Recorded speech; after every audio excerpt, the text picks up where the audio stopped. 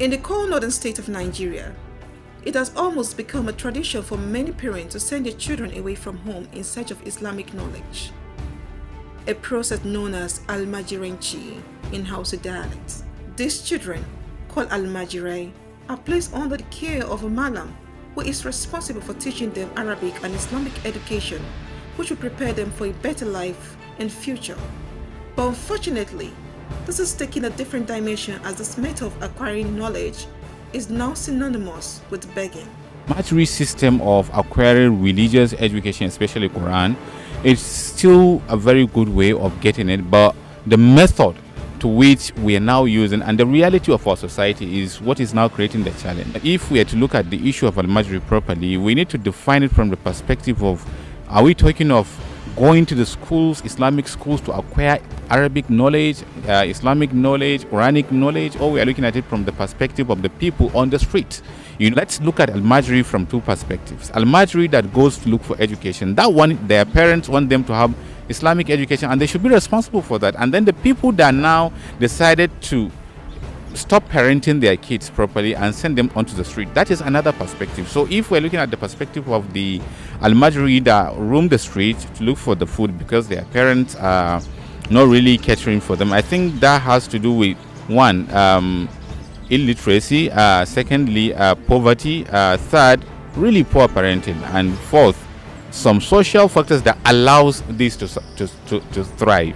And of course, five, lack of government policies. If there are policies that says, okay, you are not allowed to send your kid on street, you must provide for that kid, or if you have any challenge, these are the channels that you need to follow. I think that could have reduced the impact of that children roaming around on the streets of majorly northern Nigeria. Kano State has over the years continued to serve as a destination for large numbers of Almajiri who are constantly trooping from neighboring states of Katsina, Jigawa, Kaduna, Zamfara, and even from faraway places like Borno. Makarantar Malam Kabiru. Daga can wani gari na ana ce mai gidan Tsahiru. Jihar Kaduna. Wani ne ana ce mai Masaudu. However, over the years, the aim of this historic system of acquiring basic knowledge in Hausa land has gradually been defeated, especially looking at how some parents abandon their children at the ends of Alarama to survive on their own without looking backward to see how they are living.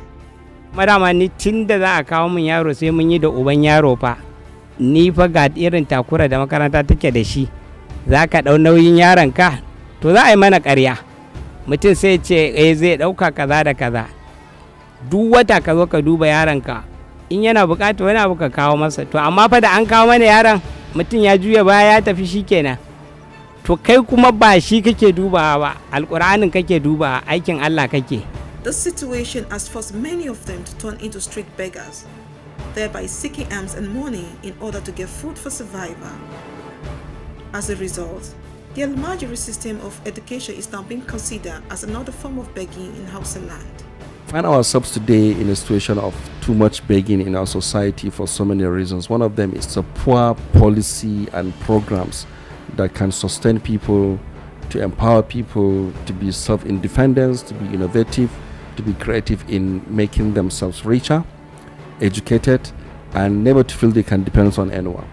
And then if you look at the issue of failure of family system, where a husband does not care to provide what is needed for the family and allowing the family members, the wife and the children, to take care of themselves.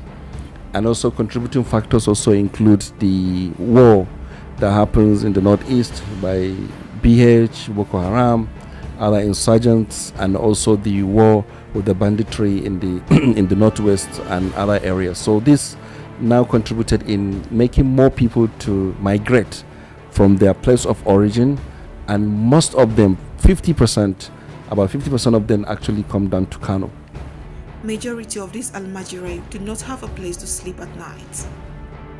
It is disheartening that Almajiris are recurrently being spotted sleeping along streets in locations which they consider as shelter. According to a report by the United Nations Education Fund, UNICEF, Nigeria has the highest number of out-of-school children of 13.2 million in the world, and the North accounted for about 9.5 million, or 72% of them.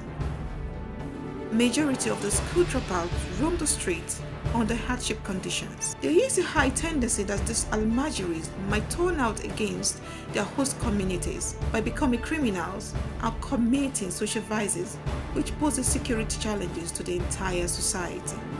Then the impression or what they are keeping at the back of their minds is these people are our enemies.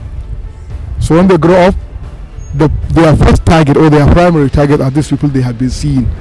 The people and their kids or and their children. So everybody living in Kano, in as much as you live in peace or you are living a relatively peaceful life, then you are the enemy of these children. Security is not a job of the government alone, whether at the local, the state or the national level. No, it's your work, it's my work.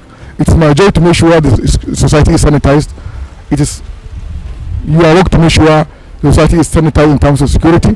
It is everybody's obligation to make sure that he or she contributes his own quota towards securing the society from all the social upheavals or social crises or social irresponsibilities. It is against this background that the administration of former President Goodluck Ebele Jonathan spent a whopping 15 billion naira in order to reform the Almajiri system in the north. As a result of the nuisance being constituted by these out-of-school children, Jonathan had come up with a lofty idea of building Almajiri schools to reduce street begging. However, there is need for the government and other stakeholders to rise up to this challenge before it gets out of control.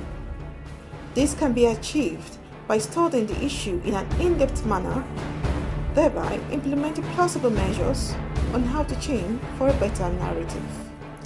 Zinat Sambo reporting for PRNigeria.